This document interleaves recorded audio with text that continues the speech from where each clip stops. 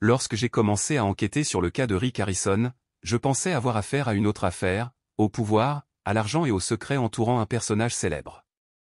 Mais au fur et à mesure que je commençais à creuser plus profondément, les découvertes que j'ai involontairement découvertes m'ont fait tout reconsidérer. Les données que j'ai trouvées ne provenaient pas uniquement d'erreurs passées ou de conversations imprudentes.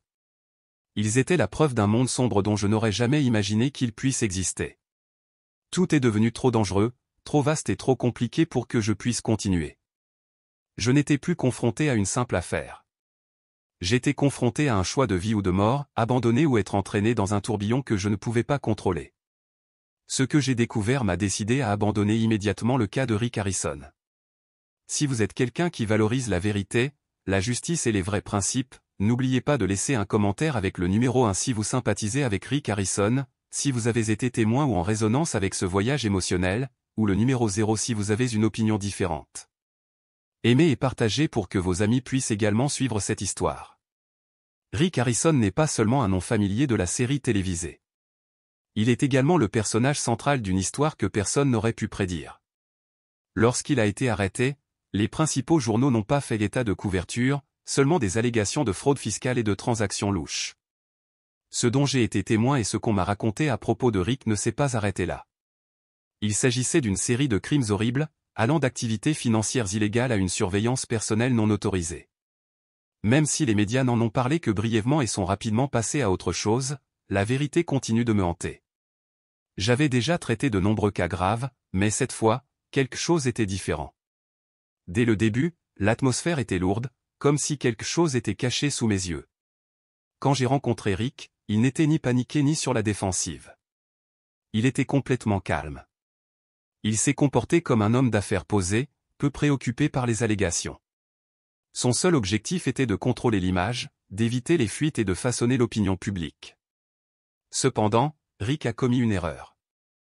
Un jour qu'il m'a laissé seul au bureau, il m'a dit de ne toucher à rien. Mais en tant qu'avocat, je sais quand quelque chose ne va pas. J'ai trouvé une clé USB cachée sous une pile de papier. Il y avait un petit symbole à l'encre rouge avec juste la lettre V. Pas de cryptage, pas de mot de passe. J'ai ouvert des dossiers portant le nom de différentes villes et j'ai commencé à regarder les vidéos. Au début, les images n'étaient qu'un éclairage tamisé et des images peu claires. Mais plus je regardais, plus je ressentais un frisson dans le dos. Des pièces étranges, des rires lointains, des visages masqués et des couloirs que personne n'était censé traverser. Puis Rick est apparu dans un cadre clair. Il traversa le couloir comme s'il lui appartenait. Mon cœur s'emballa et il n'y avait plus aucun doute. J'avais vu quelque chose que personne ne devrait jamais savoir. Quand Rick est revenu, il m'a regardé dans les yeux, sachant que j'avais découvert la vérité. Il a dit, « Ce n'est pas ce que vous pensez. Maintenant, vous en faites partie. » Il ne me voyait pas comme une menace, mais comme quelqu'un qui resterait silencieux comme ceux qui m'avaient précédé. Mais je ne pouvais pas rester silencieux. Le lendemain, je me suis retiré du dossier, j'ai restitué l'argent et j'ai retiré mon nom de la liste des conseillers. J'ai commencé à écrire tout ce dont je me souvenais parce que cette histoire ne concernait pas seulement Rick Harrison. Il s'agissait du système derrière lui. Les noms qui apparaissaient dans les dossiers non ouverts, les courriels échangés entre donateurs et puissants partisans étaient marqués comme des chapitres d'un livre que personne n'osait lire à haute voix. Je ne pouvais pas rester silencieux, non pas parce que je voulais me venger, mais parce qu'une fois qu'on voit derrière le rideau, on ne peut pas faire semblant de ne pas savoir. Vous commencez à réaliser que tout n'est pas qu'une coïncidence. Il est mis en scène, protégé et entretenu par des personnes que vous n'avez jamais vues à la télévision. Honnêtement, je ne suis pas venu ici pour être un héros. Et je ne suis pas sûr de pouvoir m'impliquer là-dedans en toute sécurité. Mais une chose dont je suis sûr, c'est que le silence est encore plus terrifiant parce que quelque part, quelqu'un a besoin de connaître la vérité sur Rick Harrison, l'homme derrière la caméra. Cela n'a pas commencé avec des gros titres sensationnels ou des nouvelles de dernière minute comme on pourrait s'y attendre lorsqu'une célèbre personnalité de la télévision a des démêlés avec la justice. Pas d'hélicoptère, pas de sirène, pas de journalistes, juste des lignes vagues dans un forum juridique et quelques fuites d'informations confuses. L'arrestation de Rick Harrison a choqué tous ceux qui avaient regardé Pawn Stars, tous ceux qui pensaient connaître l'homme dans les coulisses. Mais le premier mot n'est pas venu de CNN ni sur TMZ. En fait, cela a été révélé par un journaliste local de Las Vegas connu pour ses reportages sur d'étranges procès. Le résumé, Rick Harrison, la star de la télévision et copropriétaire de Gold and Silver Pawn Shop, a été placé en détention fédérale pour des accusations qui ont été initialement gardées secrètes pendant des heures. Internet était dans un état de confusion. Certains pensaient qu'il s'agissait simplement d'un malentendu, peut-être d'une évasion fiscale ou d'une rancune envers un ancien partenaire commercial. Mais vers midi, tout change. Un site web qui suit les actes d'accusation fédéraux a publié les documents divulgués et leur contenu a provoqué une onde de choc sur Internet.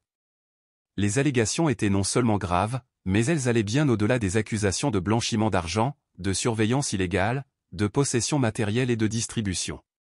Plus important encore, ils étaient liés à une enquête à grande échelle sur la traite des êtres humains couvrant 3 États ayant des connexions internationales.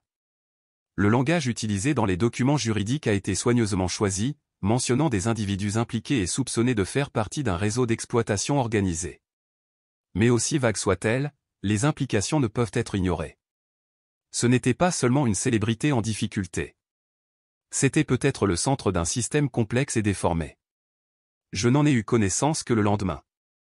Un client de longue date d'un avocat du Nevada m'a envoyé une copie des accusations préliminaires accompagnée d'un bref message « Êtes-vous partant ?» Au début, je l'ai rejeté. Je venais de conclure une affaire majeure à Los Angeles et j'envisageais de faire une pause. Mais plus je lisais, plus cela me paraissait étrange, car cela ne ressemblait pas à un scandale médiatique typique. C'était inhabituellement calme. Pourquoi TMZ a-t-il retiré l'article moins d'une heure après l'avoir publié?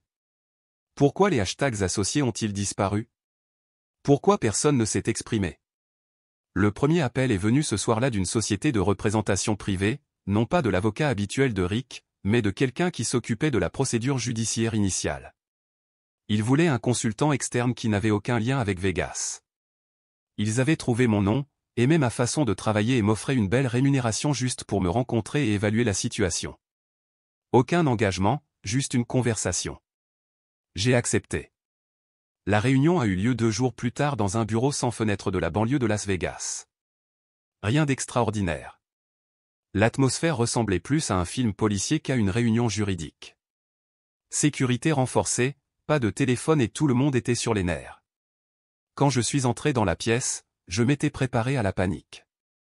Mais non, Rick Harrison était assis à la tête de la table de conférence, calme, l'air fatigué, beaucoup plus âgé qu'il ne le paraissait à la télévision. Pas de colère, pas de peur.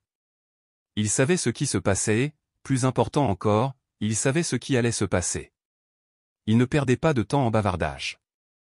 Les premiers mots de Rick furent « Je dois te demander une chose. Êtes-vous prêt à voir la situation dans son ensemble ?» Ce n'était pas une question. C'était un test. Il a ensuite poursuivi « Les médias ne se soucient pas du contexte. Ils veulent juste de l'attention, et il y a toujours quelqu'un qui attend la moindre erreur pour l'exploiter. » Rick a dit qu'il avait construit quelque chose de réel, quelque chose en qui les gens avaient confiance, et que maintenant il y avait des forces qui voulaient le détruire. Il m'a demandé si je pouvais aider à empêcher que cela se produise. Je n'ai pas répondu immédiatement. Un associé m'a remis une épaisse pile de documents remplis de rapports financiers et de dossiers d'arrestation de plusieurs anciens employés. J'ai feuilleté les journaux pendant que Rick continuait de parler. La plupart de ce qu'il a dit semblait répété, avec des phrases répétées comme un malentendu armé et un sabotage intentionnel. Il a blâmé ses rivaux, les enquêteurs et ses anciens employés. Mais dans tout cela, il y avait une chose qu'il n'a pas dit, qu'il était innocent.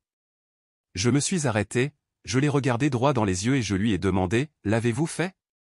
Rick m'a regardé pendant un long moment. Son silence était une réponse. La conversation s'est ensuite tournée vers la stratégie juridique. Il pensait que la plupart des accusations ne seraient pas jugées. Il avait des relations, de l'influence et des cartes à jouer, mais pas en public. Il n'avait pas besoin d'un miracle. Il avait besoin de quelqu'un capable de calculer chaque mouvement. Et c'est à ce moment-là que j'ai réalisé que Rick Harrison n'avait pas peur de la prison. Ce qu'il craignait, c'était la vérité. Les jours suivants ont révélé une série de réunions chaotiques, de paperasses et de conversations informelles avec des contacts au ministère de la Justice. Pour moi, il était clair que le procès fédéral contre Rick Harrison n'était pas seulement un enchevêtrement d'événements. C'était le résultat d'années de surveillance discrète, d'audits financiers méticuleux et de suivi de l'argent qui avait circulé de manière suspecte via un réseau de fausses organisations. Ces organisations comprenaient des organisations caritatives aux objectifs flous, des sociétés écrans sans véritables opérations et des services de conseil douteux. Certains comptes étaient directement liés à des banques étrangères, tandis que d'autres étaient attribués à des transactions suspectes liées à des centres de traite d'êtres humains documentés en Europe de l'Est et en Asie du Sud-Est. La structure financière était si complexe qu'elle ressemblait à une toile sophistiquée avec Rick au centre. Tout le monde au sein du système n'était pas disposé à révéler toute la vérité. Cependant, il existait une nette division entre le FBI et le département de la sécurité intérieure concernant le niveau de divulgation. Les procureurs ont été chargés de limiter au maximum les documents publics. Le tribunal a également prononcé une ordonnance de silence partiel, indiquant clairement que l'affaire était traitée avec une extrême prudence. Pourquoi? Parce que les personnes impliquées ne sont pas seulement des personnages de bas niveau. Il y avait des références vagues mais claires à l'implication potentielle de personnalités de premier plan ou des noms qui pourraient provoquer un tollé s'ils étaient rendus publics, allant des investisseurs aux politiciens et célébrités. Cela signifiait que les risques étaient quelque chose que le système ne pouvait pas facilement accepter. J'ai commencé à comprendre pourquoi Rick était si calme. Il n'était pas aussi inquiet que d'autres car il pensait que l'affaire ne verrait jamais le jour. Le public pensait qu'il serait enterré dans la bureaucratie, entraîné dans l'obscurité et dissimulé par des accords privés. Et d'après ce que j'ai vu dans les coulisses, cette croyance n'était pas sans fondement. Il était protégé depuis des années et avait des raisons de croire que cela continuerait. Mais ce qui m'inquiétait le plus à ses débuts, c'était le silence. Le silence suspect avec lequel les grands médias ont largement ignoré cette histoire.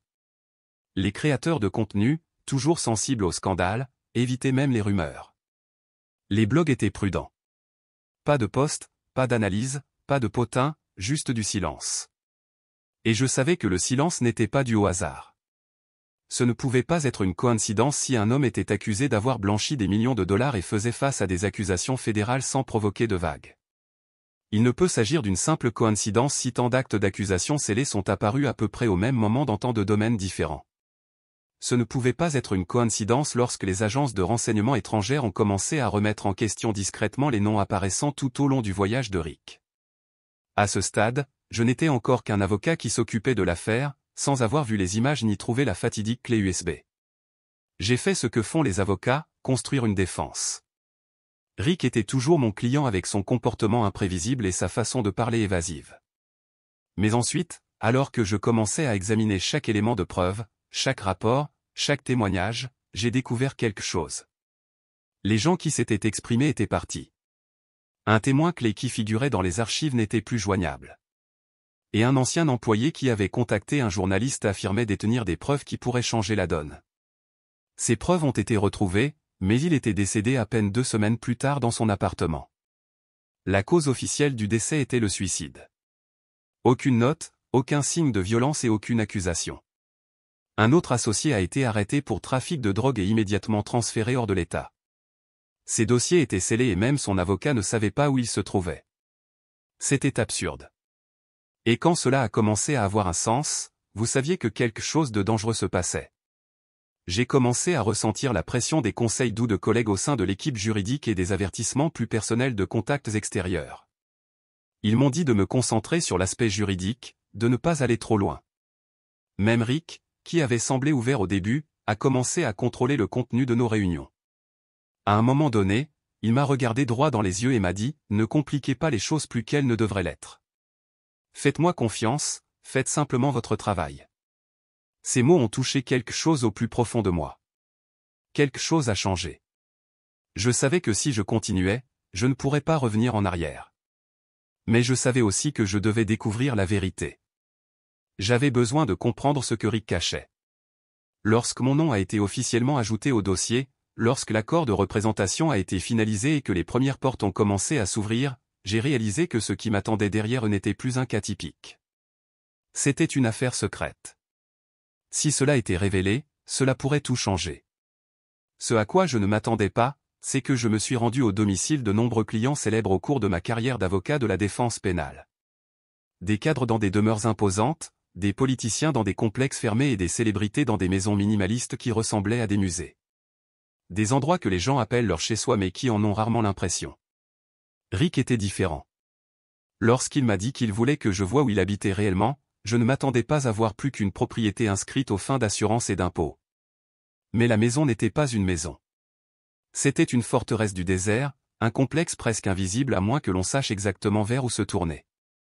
À 30 minutes de Las Vegas, une sortie discrète, sans aucun panneau ni boîte aux lettres, menait à un chemin de terre sinueux de près de 3 km à travers un canyon de grès. Finalement, la route s'est terminée à un poste de contrôle armé. Pas de personnel de sécurité engagé, juste des gens qui se déplaçaient comme ceux qui avaient servi dans l'armée. Silencieux, précis et alerte. On m'a demandé de présenter ma pièce d'identité, de faire scanner ma photo et d'attendre au soleil pendant près de 20 minutes avant l'ouverture du portail. Derrière le portail se trouvait un chemin silencieux menant au bâtiment principal. Une vaste structure en pierre beige avec des fenêtres sombres et aucune entrée principale visible. Cela ne ressemblait pas à un endroit où vivre. Cela ressemblait à une scène d'un film sur un milliardaire solitaire. À l'intérieur, ce n'était pas une maison. C'était un bunker. Tout était fait de pierre et d'acier, avec peu de lumière naturelle, des caméras de surveillance à chaque coin de rue et plus de serrures que n'importe quelle prison fédérale que je connaisse. Le personnel du complexe se déplaçait comme s'il suivait un scénario silencieux, portant des uniformes sombres, sans établir de contact visuel. Puis Rick est apparu. Il portait un jean délavé, une chemise sombre, pas de bijoux, juste un demi-sourire qui n'atteignait pas ses yeux. « Bienvenue dans ma cachette », dit-il, me faisant signe de le suivre à travers une série de couloirs ornés d'étranges œuvres d'art. Certaines pièces étaient de l'art tribal, d'autres étaient abstraites et quelques-unes étaient carrément terrifiantes. Nous avons franchi au moins 3 portes de sécurité biométrique avant d'atteindre la salle stratégique, où un mur de grands écrans diffusait les images des caméras de sécurité. C'est là que je deviens réel, a déclaré Rick. Là-bas, il fit un geste vers le couloir. C'est juste pour le spectacle. Ici, vous verrez le vrai moi. Rick m'a remis un dossier contenant des copies des assignations à comparaître, une chronologie des contacts avec les médias et une longue liste d'avocats qui avaient refusé de prendre en charge son cas. Tous ces gens ont dit non, soit parce qu'ils pensaient que j'étais coupable, soit parce qu'ils avaient peur de moi. Je n'ai pas besoin de ce genre de personne. J'ai besoin de quelqu'un qui comprend comment fonctionne le monde réel. Je n'ai rien dit. Je l'ai laissé parler pendant l'heure suivante. Rick a présenté sa version de la vérité, il a été victime d'une campagne de diffamation à motivation politique. Que sa réussite avait suscité l'envie. Ses ennemis avaient inventé des histoires sur les liens entre ses entreprises commerciales et ses activités louches à l'étranger. Les allégations de traite d'êtres humains étaient un malentendu, un virement bancaire mal interprété, une photographie falsifiée. Tout a commencé avec un ancien employé mécontent, a déclaré Rick.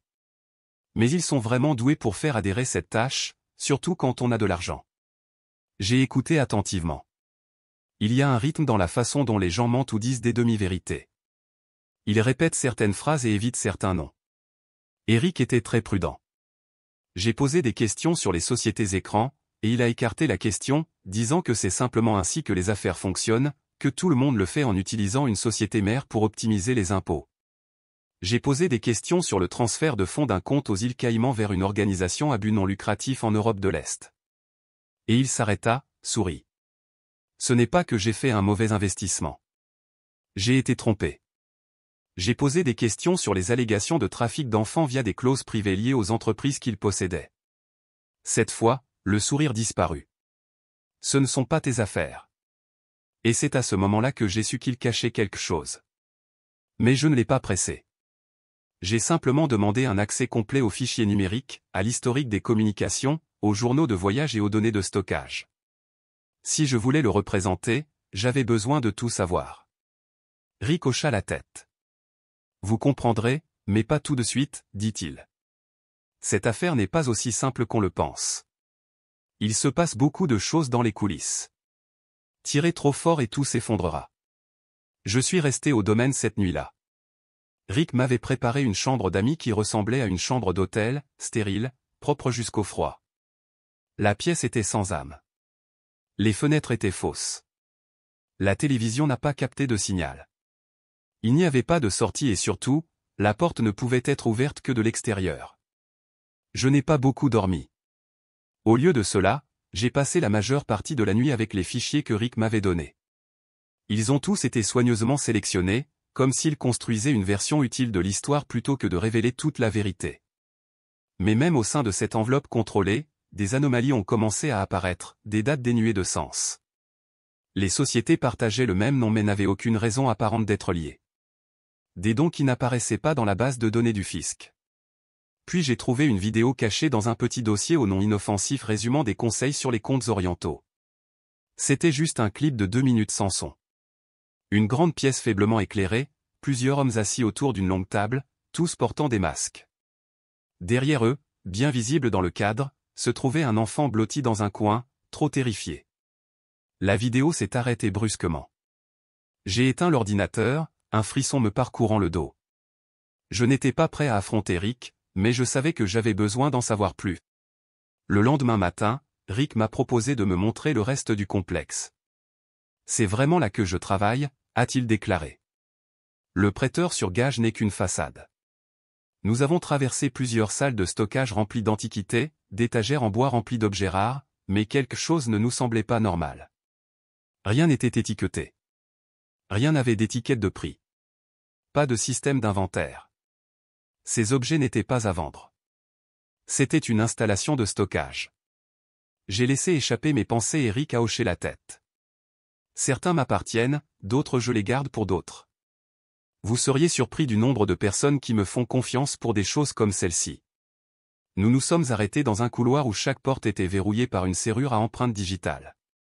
Rick a posé son pouce sur le scanner puis s'est tourné vers moi. Tout ce que vous voyez n'aura pas de sens, mais n'oubliez pas que si vous continuez à faire cela, vous ne jouerez pas seulement avec la loi, vous jouerez également avec ceux qui font les lois. À l'intérieur de la porte, il n'y avait qu'une chaise, une table et un écran affichant plusieurs flux de caméras en direct.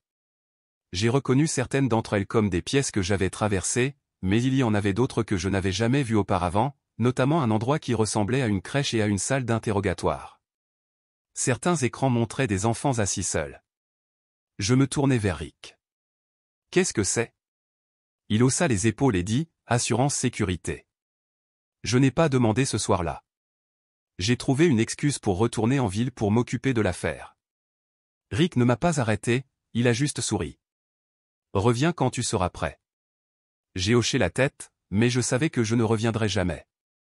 Quitter le domaine ce jour-là, c'était comme sortir d'un sous-sol profond. L'air nocturne du Nevada m'a frappé le visage comme un coup de poing. Je me tenais silencieusement à côté de la voiture dans le noir, ne sachant pas si je devais revenir en arrière et tout clarifier ou partir. Mais je savais que Rick n'était pas du genre à révéler ses cartes jusqu'à ce qu'il soit certain d'avoir gagné. Et tout ce qu'il cachait pourrait être quelque chose qu'il protégeait depuis de nombreuses années, voire des décennies. Ce que j'ai vu n'était que la coquille. Le noyau se trouvait encore profondément à l'intérieur, entre les fichiers de la caméra et les portes verrouillées. Je ne suis pas resté à l'hôtel. J'ai verrouillé la porte, débranché tous les appareils électroniques et commencé à sauvegarder ce que j'avais. Les disques étaient cryptés, les mêmes que ceux que j'avais utilisés dans les grandes affaires pour préserver la confidentialité des documents. Mais cette fois, il ne s'agissait pas d'une stratégie juridique. C'était la survie. Il y avait au total 5 dossiers, chacun portant le nom d'une ville, Prague, Tulum, Bucarest, Marseille et Manille. Au début, ils ressemblaient à des reçus financiers standards, des passeports scannés, des listes de vol. Mais plus je creusais, plus je trouvais les détails du dossier de Prague devenant troublants. J'ai découvert une série de transferts d'une société écran appartenant à Rick vers un conglomérat de logements haut de gamme. En apparence, il s'agissait d'un service d'hébergement VIP, mais les durées de location étaient inhabituelles. 4 jours, puis 3 semaines, puis 2 mois, le tout dans le même bâtiment sous des pseudonymes différents. Ce n'était pas l'argent qui m'inquiétait, mais un sous-dossier enfoui au plus profond de la structure symbolique, juste un triangle dans un carré. Lorsque je l'ai ouvert et que j'ai vu une liste de fichiers vidéo sans nom, j'ai hésité. Quand j'ai ouvert la première vidéo, c'était un plan fixe, faiblement éclairé avec une chaise, un lampadaire, des rideaux blancs qui se balançaient, une porte ouverte et une jeune fille d'environ 9 ou 10 ans entrant, l'air perdu. Un homme l'a suivi, le visage flou, mais son attitude était confiante et déterminée, indiquant que ce n'était pas sa première fois. Je n'ai pas pu finir. Je n'ai pas pu passer au fichier suivant. D'après le dossier de Bucarest, la pièce avait une disposition similaire avec un autre enfant et encore 2 adultes, chacun jouant un rôle distinct. Le silence dans la vidéo ne cache en rien la vérité selon laquelle le langage corporel en dit long. Le dossier marseillais commençait par un faible symbole, une icône que j'avais reconnue dans un rapport classifié sur une organisation qui avait fait l'objet d'une enquête, une affaire qui avait été tranquillement close sans aucune presse, sans aucune divulgation publique. À ce moment-là, j'ai réalisé que je n'étais pas seulement confronté à une mauvaise conduite financière, mais à quelque chose de plus vaste, de plus complexe et de bien plus dangereux. Eric, il n'était pas seulement impliqué. Il pourrait être le lien central. Il y a des années, j'ai remarqué une tendance étrange dans les métadonnées des fichiers que j'examinais. Les enquêteurs européens avaient confirmé qu'il s'agissait d'un indice pointant vers un réseau criminel international. Ils ont utilisé des outils cachés comme des VPN et des serveurs étrangers pour distribuer les fichiers sans laisser de traces. À ce jour, l'origine de ces fichiers reste insaisissable. Mais quand j'ai découvert le modèle dans le code, tout a changé. Les fichiers que je regardais n'étaient pas de simples images ordinaires. Il s'agissait de vidéos archivées, d'enregistrements méticuleusement organisés. Et clairement, chaque fichier n'était pas une simple note, mais faisait partie d'un système beaucoup plus vaste. Cela a empêché mes mains de trembler. Si Rick Harrison possédait ces vidéos, il ne faisait plus aucun doute qu'il n'était pas qu'un étranger. Il pourrait très bien être le financier ou même le cerveau derrière de nombreuses opérations dans le réseau des archives financières. J'ai trouvé des transferts suspects et des contrats étrangement marqués, ne faisant qu'ajouter à mes soupçons. Envoi peu clair, colis inexplicables. Il y avait définitivement quelque chose de sombre derrière eux. Lorsque j'ai ouvert le dossier de Manille, la vérité est devenue plus claire. Il n'y avait aucune vidéo dans ce dossier, seulement des contrats, des reçus et des documents liés à une société appelée L'Oréal International Logistique. Ce n'était pas le nom d'une entreprise officielle aux États-Unis, mais lorsque j'ai vérifié les reçus, j'ai remarqué quelque chose d'étrange. Les expéditions répertoriées n'étaient pas des marchandises typiques. Certains colis étaient trop lourds pour des articles ordinaires et ne comportaient aucune déclaration en douane. Il s'agissait clairement d'une opération criminelle organisée. Rick ne pouvait pas être simplement un étranger. Le dossier Tulum a apporté une autre surprise. Au lieu de vidéos, j'ai trouvé des notes manuscrites et des journaux personnels détaillant une maison. Tout a commencé à devenir confus. Je me suis souvenu des paroles de Rick lors de notre précédente réunion. Vous voulez les plus silencieux, ils ne crient pas. Mais maintenant, je comprends que les choses n'étaient pas aussi simples que je le pensais. Les notes enregistraient des instructions sur les enfants, sur des choses qui se passaient dans le noir et que je ne pouvais même pas imaginer. En fermant l'ordinateur portable, j'ai ressenti un frisson dans le dos. Ce que j'avais trouvé n'était pas seulement une preuve. C'était une bombe à retardement. Et je savais que si Rick découvrait que j'avais accédé à ces fichiers, je ne serais pas en sécurité. Je devais agir rapidement et prudemment. Le lendemain matin, j'ai contacté 2 personnes. L'un d'eux était un vieil ami à Washington, quelqu'un qui m'avait aidé à traiter des affaires avant d'impliquer des lanceurs d'alerte du gouvernement. Si vous souhaitez en savoir plus sur ces découvertes choquantes, suivez mon voyage et découvrez la vérité derrière cette affaire. N'oubliez pas de partager vos réflexions et de participer à la discussion afin que nous puissions parvenir ensemble aux bonnes conclusions. Laissez un commentaire et cliquez sur suivre pour vous assurer de ne manquer aucune de mes dernières mises à jour. Nous ne nous arrêterons pas tant que tous les mystères ne seront pas résolus. J'avais tout préparé pour transférer les documents en toute sécurité via un serveur crypté depuis un pays nordique.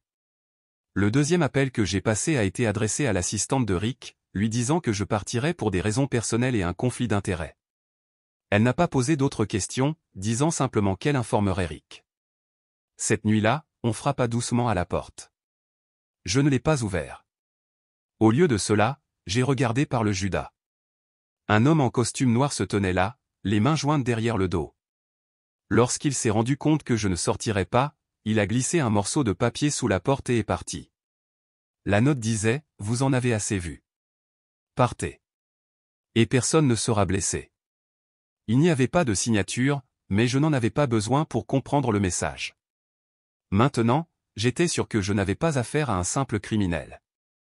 C'était un réseau de pouvoir, de secrets et de contrôle. Chaque pas que je faisais me conduisait plus profondément dans un monde dont je ne pouvais pas revenir en arrière. Le lendemain matin, j'ai quitté l'hôtel sans préparation. Je n'ai pas fait mes valises, je n'ai pas pris de douche, je ne me suis même pas brossé les dents. J'ai simplement enfilé de vieux vêtements, saisi le lecteur crypté contenant les images que j'avais copiées et me suis dirigé tranquillement vers la sortie de secours. Le SUV blanc était garé là, son moteur tournant doucement au ralenti. Je savais que je ne pouvais laisser personne savoir où j'allais. L'aéroport était un endroit facile à suivre. Je me suis donc rendu au bureau d'un ami, un détective privé en qui j'avais confiance. La seule personne à Vegas qui pouvait m'aider à disparaître sans laisser de traces. Je savais que l'entrée arrière du bâtiment déverrouillerait la porte en utilisant le code qu'il m'avait donné lors d'une affaire précédente. 1 heure plus tard, il est arrivé avec une tasse de café à la main. Il n'a posé aucune question, il m'a juste regardé et a hoché la tête. « As-tu vu quelque chose ?» il a demandé. J'ai hoché la tête. C'est pire que tu ne le penses. C'est radioactif. J'ai besoin d'un coffre-fort.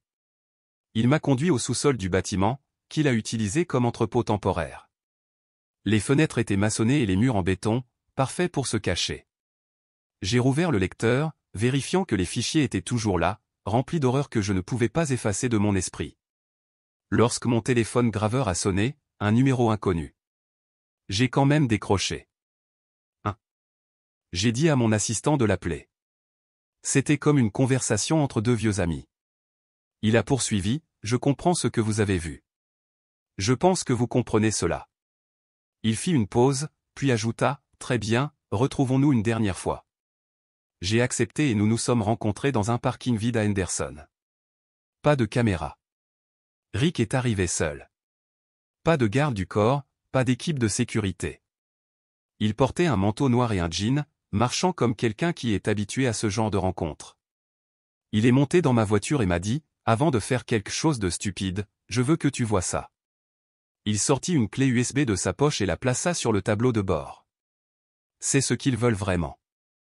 J'ai regardé la clé USB avec un sentiment de lourdeur. « De quoi parles-tu » j'ai demandé.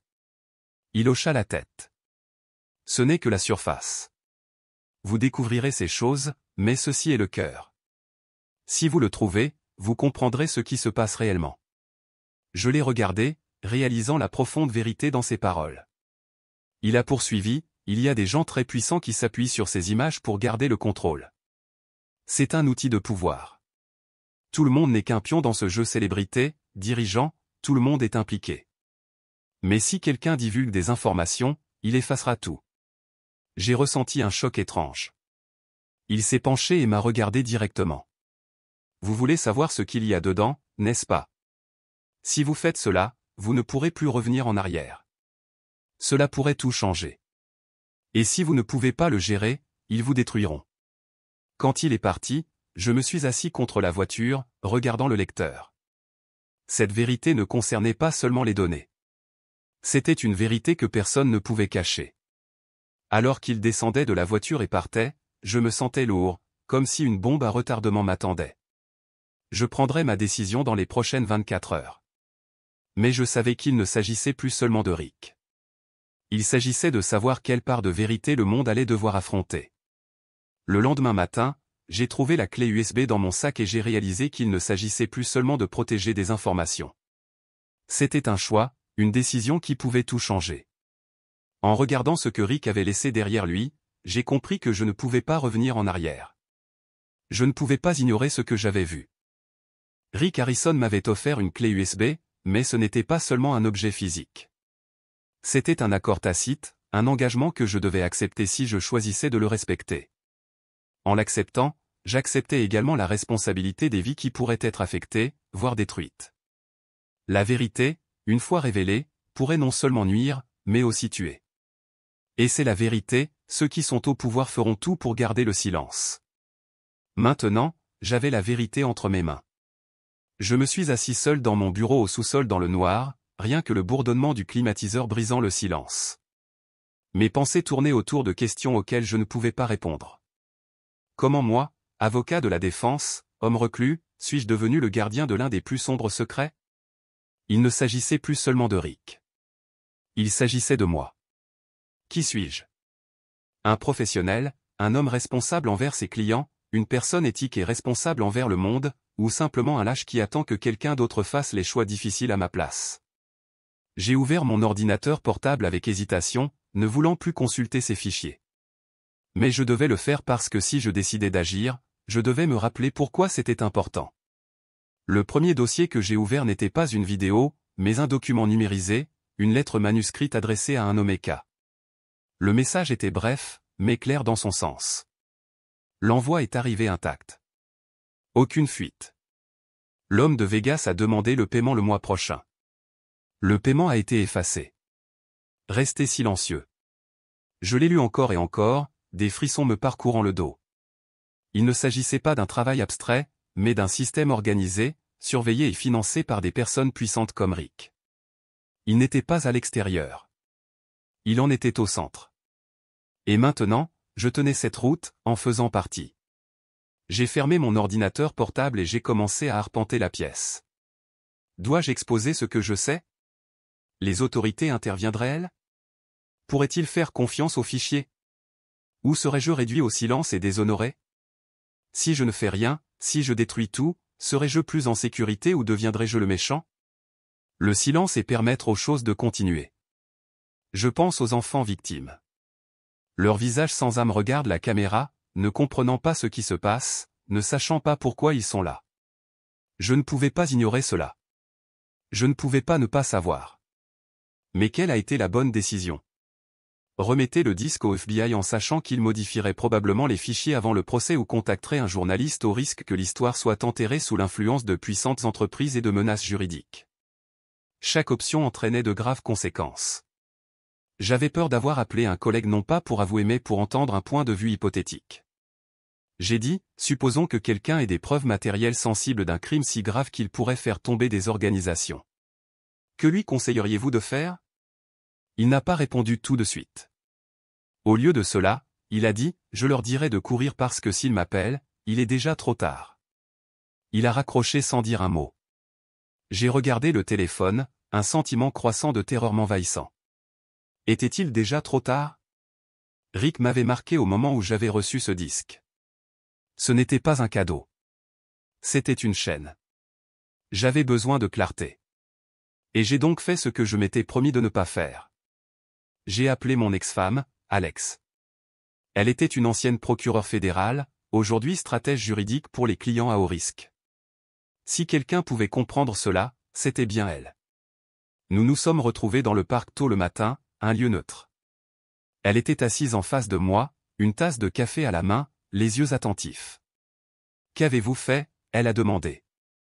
Je lui ai remis un imprimé de la lettre pour qu'elle la lise. Son expression était illisible, mais lorsqu'elle leva les yeux, sa voix était froide. « Veux-tu que je sois ton avocat ou ta conscience ?» J'ai simplement dit, « S'il vous plaît », a-t-elle hoché la tête, écoutant attentivement. « Si c'est vrai, et je le crois, alors vous êtes en danger. » Pas de Rick, mais de ceux qui comptent sur des gens comme lui pour maintenir leurs opérations. Il ne se soucie pas des pions. Il ne se soucie que d'arrêter les fuites. Et maintenant tu en fais partie.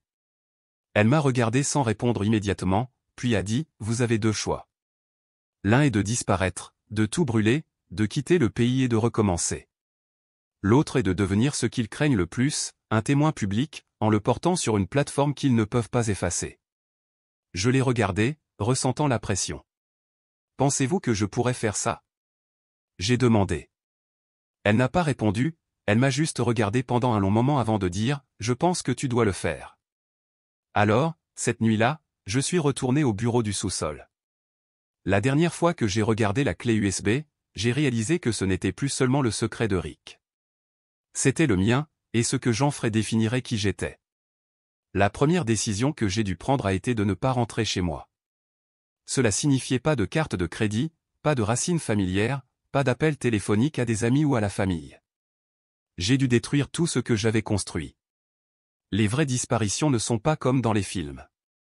Ils sont désordonnés, lents et m'obligent à démonter chaque élément de la vie que j'ai construite. La première étape de mon voyage a été de laisser ma voiture dans un parking près d'un casino du centre-ville de Vegas. J'ai laissé les clés sous le siège, j'ai demandé à un gars nommé Prince de nettoyer la voiture et je n'ai pas regardé en arrière. Je préparais ce voyage depuis des semaines, sans utiliser mon vrai nom, mais un faux compte. Je m'étais préparé pour un voyage dont je ne pourrais pas revenir en arrière. Personne n'a demandé mes papiers. J'ai simplement payé un billet de bus en espèces et je suis monté à bord du bus pour une petite ville de l'Arizona, un endroit où personne ne prêtait attention aux étrangers. Après un trajet en bus de 9 heures à travers le désert, je suis descendu à un arrêt désolé et j'ai marché 20 minutes jusqu'à une cabane en pleine nature. C'est ici que j'ai aidé un homme à effacer ses empreintes digitales avant qu'il ne disparaisse du monde. Et maintenant, j'essayais de faire la même chose dans cette cabane. Pas de caméra, pas de voisins, juste l'espace froid et silencieux. J'ai démarré l'ordinateur portable hors ligne que j'avais préparé sans connexion avec le monde extérieur. Quand j'ai branché la clé USB de Rick, il m'a fallu un certain temps pour la déchiffrer. Non seulement le disque était crypté, mais il était également fragmenté d'une manière que je n'avais jamais vue auparavant, ce qui m'obligeait à ouvrir chaque fichier dans l'ordre. Heureusement, Rick m'avait fourni l'algorithme de décryptage déroulé sur une serviette lors de notre dernière conversation. Lorsque la première couche a été ouverte, j'ai trouvé un répertoire de clients contenant des centaines de noms, stars de cinéma, politiciens, athlètes et dirigeants. Chaque nom était associé à des identifiants secrets, à des comportements et, dans certains cas, à des séquences vidéo floues. Plus j'ouvrais, plus ce qui se passait réellement devenait clair. Ces noms n'étaient pas que des cadeaux. Ils faisaient partie d'un réseau que je ne connaissais pas. Au fur et à mesure que j'entrais dans le dossier des actifs, mon choc s'est approfondi. Les dossiers médicaux et les dates de naissance des mineurs sont apparus, chacun avec un numéro d'identification et des notes sur leur état pendant le transport. Même le nom de Rick apparaissait fréquemment dans ces fichiers. Il n'était pas qu'un simple courtier. Il était un maître facilitateur, le cerveau derrière ces transactions brutales. Chaque pas que j'avais fait depuis le moment où j'avais pris le volant jusqu'à ce moment m'avait entraîné plus profondément dans une toile dont je ne pouvais toujours pas échapper. Et maintenant, je n'avais plus le choix. Dans le fichier de données, un léger message est apparu. L'homme qui voyage confirme réception, recommande une attitude plus calme pour le prochain tour, conseille une préparation mentale pour les prochaines étapes. Mes mains tremblaient alors que je continuais à ouvrir les fichiers, chacun révélant des détails encore plus horribles, une carte d'un site web, des conceptions de contrats pour la location d'une maison sécurisée, des journaux GPS. Tout était lié à la sécurisation des emplacements des complexes et des événements spéciaux se déroulant dans le monde. Les adresses que Rick avait mentionnées lors de nos réunions se trouvaient ici, ainsi que plusieurs endroits que j'avais visités. Des lieux qui paraissaient normaux en surface, comme des studios d'enregistrement ou des centres de santé, mais qui recelaient en réalité de dangereux secrets. Chacun de ces emplacements avait une entrée au sous-sol, un système de sécurité caché enregistré auprès de sociétés écrans. Et pire encore, ils avaient tous des antécédents d'enfants disparus. Une histoire qui n'a jamais été rendue publique sans conclusion. J'ai sauté les violations et les enquêtes mystérieuses pour passer à un autre dossier, les événements. Il s'agissait d'une liste des engagements auxquels Rick avait assisté au cours des 5 dernières années. Cérémonies privées auxquelles participent des personnalités puissantes du monde du spectacle et des personnalités influentes. Le tout gardé secret par ceux qui pouvaient contrôler l'information et effacer toute trace. Finalement, j'atteignis le dossier d'urgence, qui ne contenait qu'un seul fichier vidéo que j'hésitais à ouvrir. Les images montraient Rick assis dans une pièce sombre, regardant directement la caméra. « Si vous regardez ceci, a-t-il déclaré, je suis soit mort, soit en train de mourir. Ce que vous voyez sur cette route enterrera de nombreuses personnes. Des gens que vous connaissez, des gens que vous admirez. Certains sont des monstres. Certains sont des lâches, mais ils sont tous complices. » Il fit une pause, son regard redevenant sérieux. Je n'ai pas gardé ça comme levier, non pas pour me protéger, mais parce que quelqu'un doit le faire. Vous pouvez le brûler, le détruire ou le montrer au monde entier. La façon dont vous agissez vous changera pour toujours. L'écran s'est assombri et je suis resté assis là dans le silence de la cabine froide, sachant que je n'avais pas d'autre choix. Mais avant de pouvoir décider comment avancer, je devais assurer une issue de secours. Ce n'était pas facile de transporter quelque chose qui pourrait tout brûler. La clé USB, maintenant décryptée et sauvegardée 3 fois, n'était pas qu'une simple preuve. C'était une arme. Chaque pas que je faisais devait être calculé, comme si je traversais un champ de mines. Je n'étais pas assez naïf pour penser que je pourrais m'en sortir indemne. Les personnes impliquées dans ces dossiers, les noms, les contrats, ce n'étaient pas des amateurs. C'étaient des organisations puissantes. Ils n'ont pas peur lorsqu'une histoire éclate parce qu'ils ont les moyens d'y mettre fin. Pour tout faire sortir, je devais le faire de manière à ce qu'ils ne puissent pas m'effacer sans attirer beaucoup d'attention. Mais la presse et les grands médias n'étaient pas la solution. J'ai appris cette leçon de la première fois de Rick. Des accusations rapidement effacées, des gros titres, des vidéos supprimées, le tout enfoui dans le silence créé par ces forces puissantes.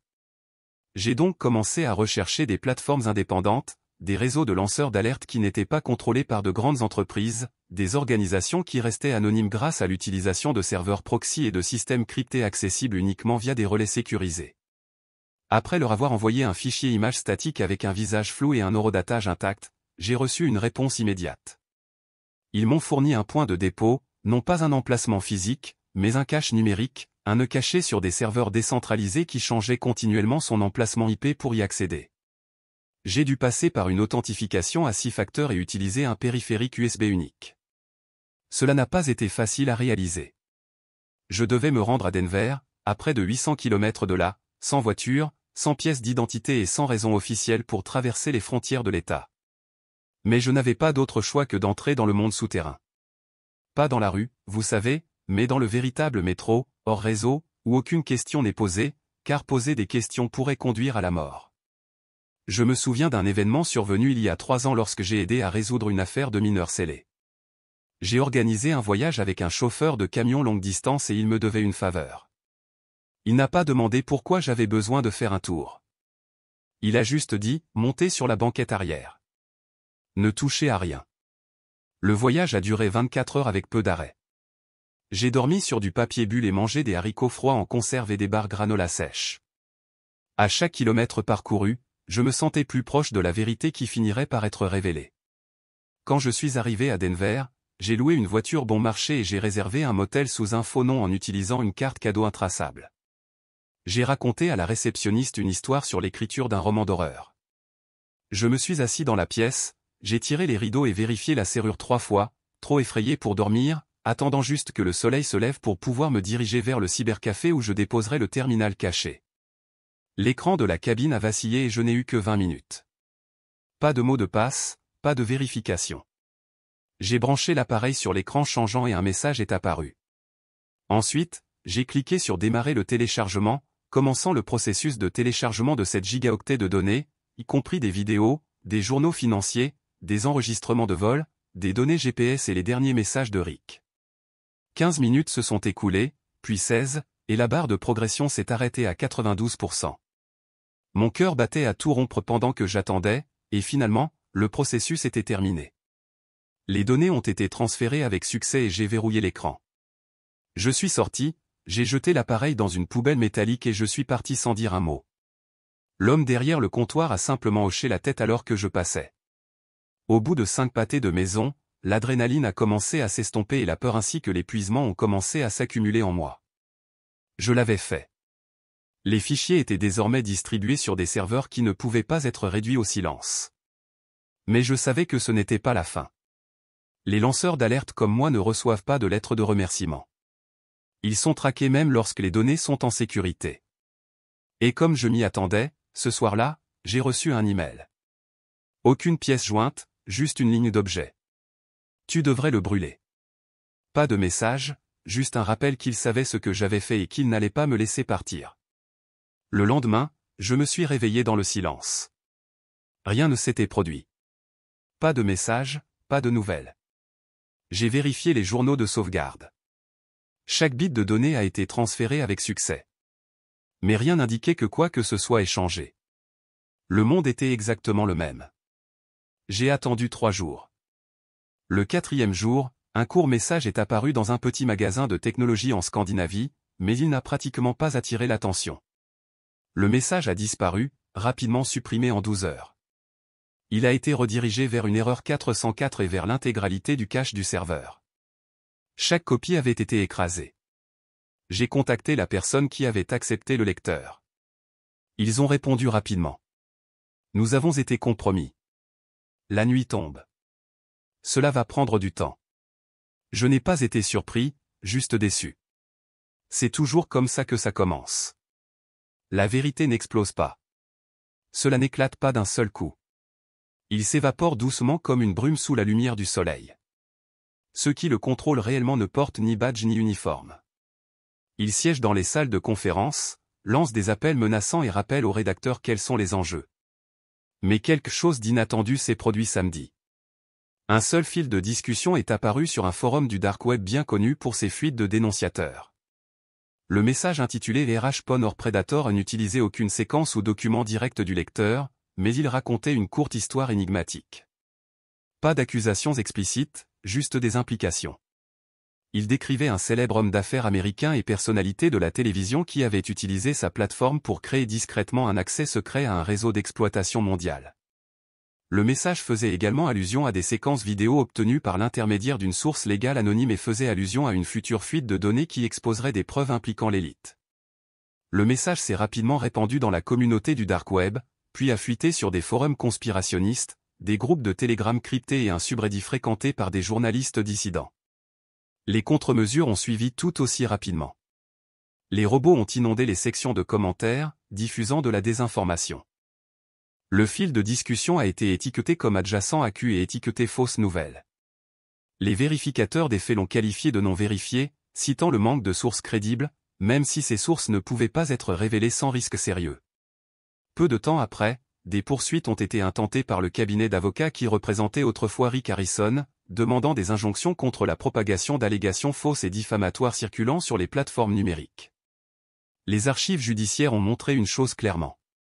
Ils savaient ce qui avait coulé et ils allaient l'enterrer de la seule manière qu'ils connaissaient, par étranglement légal. 3 sites web indépendants ont été fermés en quelques jours, et un autre a été piraté et discrédité avec des messages provocateurs et d'étranges graphiques de conspiration décrivant la fuite comme faisant partie d'un complot visant à saper l'unité nationale.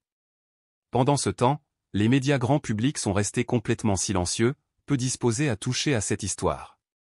Pendant ce temps, Rick Harrison a fait une apparition publique surprise lors d'une vente aux enchères caritatives au Nevada, souriant devant les caméras et signant des souvenirs comme si de rien n'était.